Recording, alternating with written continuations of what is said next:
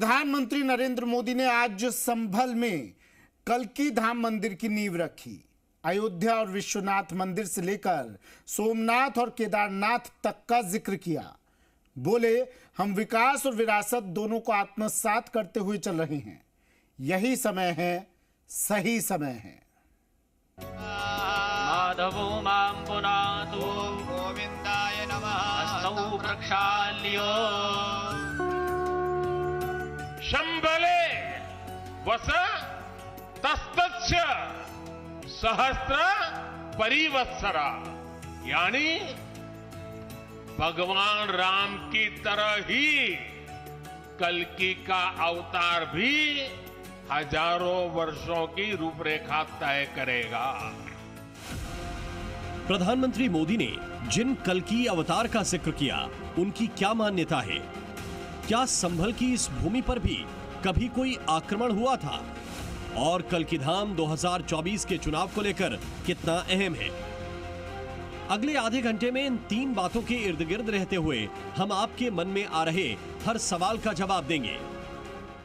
सोमो यमः कालो महाभूतानि पंचचो एते शुभाशुभा प्रोक्ता कर्मणो नवसाक्षिणः। अवधपुरी से कल्की धाम, जय श्री कल्की, जय श्री राम। उत्तर प्रदेश में आजकल यही जयकारा गूंज रहा है। अवधपुरी से कल्की धाम, जय श्री कल्की, जय श्री राम। क्योंकि संभल के एचोड़ा कम्बोह में भगवान विष्णु के 10वें अवतार कल्की का मंदिर बनने जा रहा है और आज करीब 11,000 साधु संतों की मौजूदगी में प्रधानमंत्री नरेंद्र मोदी ने इसका शिलान्यास कर दिया। साथ ही गर्भगृह में पूजा कर शिला भी स्थापित कर दी। एक और पवित्र धाम की नींव रखी जा रही है।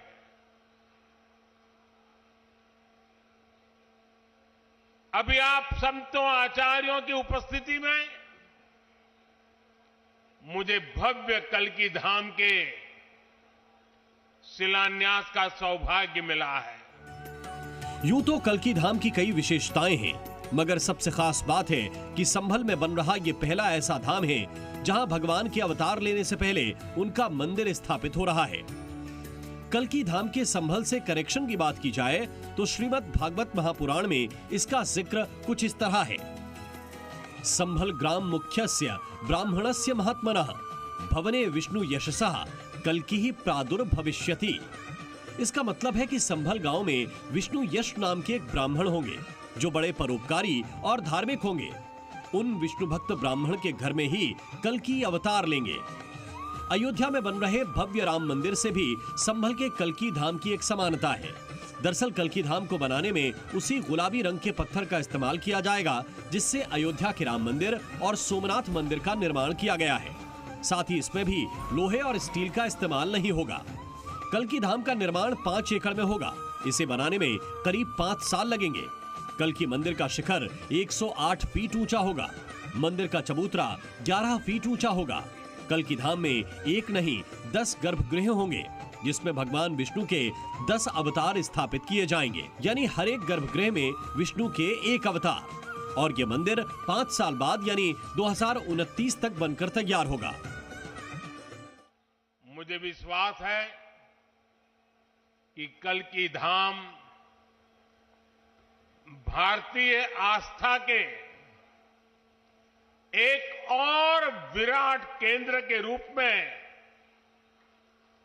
उभर कर सामने आएगा।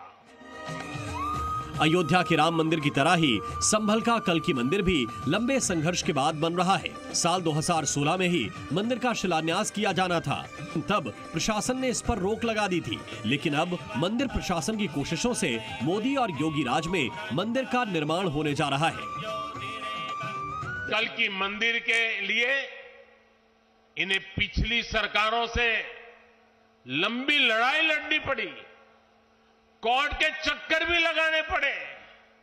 वो मुझे बता रहे थे कि एक समय उन्हें कहा जा रहा था कि मंदिर बनाने से शांति व्यवस्था बिगड़ जाएगी।